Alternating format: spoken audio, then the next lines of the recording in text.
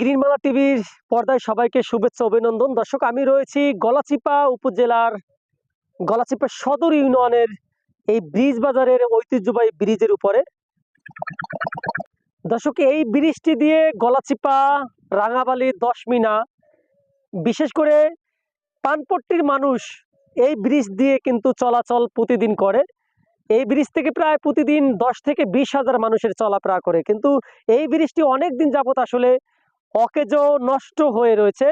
যে কোনো সময় আসলে এটি ভেঙে পড়তে পারে, দুর্ঘটনার শিকার হতে পারে এই এলাকার মানুষ। জনসাধারণ যারা মা বোন আছে, অনেক গর্ভবতী লোকজন আছে, তাদেরকে যাতায়াতে খুবই কষ্ট। মানে গাড়ি ঢুকানো, একটা অ্যাম্বুলেন্স ঢুকানোর মতো কোনো অস্তিত্ব নাই। ব্রিজটা এমন পর্যায়ে চলে গেছে, এমন হতে পারে কিছু সময়ের মধ্যে ব্রিজটা ভেঙে পড়ে যেতে পারে, বলা যায় না। এটা একটা জীবনের রিস্ক হয়ে যায়। কখনো অনেক সময় ব্রিজ ভেঙে পড়ে অনেক মানুষ মারা যায় অনেক জায়গায়। তো এই জায়গা থেকে ম্যাক্সিমাম অনেক গাড়ি, প্রায় 5 থেকে 7 হাজারের মতো গাড়ি চলাচল করে প্রতিনিয়ত, এবং অনেক মানুষ যায় এই ব্রিজটা পেরোতে হয়। এই ব্রিজটা এখানে একটা নৌকাও নাই, যে একটা সমস্যা দুর্ঘটনা ঘটলে মানুষের উপকারে আসবে এরকম একটা নৌকাও নাই। তাই আমি বলতে চাই, এই ব্রিজটা যত দ্রুত সম্ভব করা যায়। কৃষি কাজ করে, তাদের কৃষি কাজে অনেক ক্ষতিগ্রস্ত হইতেছে।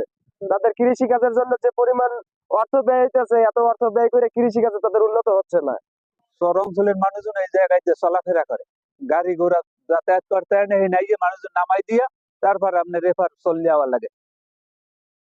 আবার বোঝা বেরিয়ে আমাদের কোনো পরিচ্ছন্ন করে আনা লাগে, নৌকায় আনা লাগে, মাথায় একটু একটু করে এরকম করে আনা লাগে। খুব কষ্টে জায়গায় দেয়, চলতে কষ্ট হয়ে গেছে অনেক, যে কষ্টের কোনো জায়গা করে।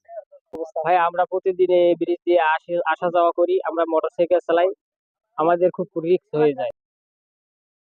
ব্রিজের মাঝ দিয়ে ঠালা উঁচা, দুই মাথা ভাঙা, যে কোনো মুহূর্তে আমাদের এই ব্রিজটা খুব দরকার। আমাদের এই ব্রিজটা অনেকদিন যাবত নষ্ট হয়ে রয়েছে, যে কোনো সময় দুর্ঘটনা হতে পারে। এই ব্রিজটি দিয়ে গলাচিপা, রাঙাবালি, দশমিনা, বিশেষ করে পানপট্টির মানুষ এই ব্রিজ দিয়ে কিন্তু চলাচল প্রতিদিন করে।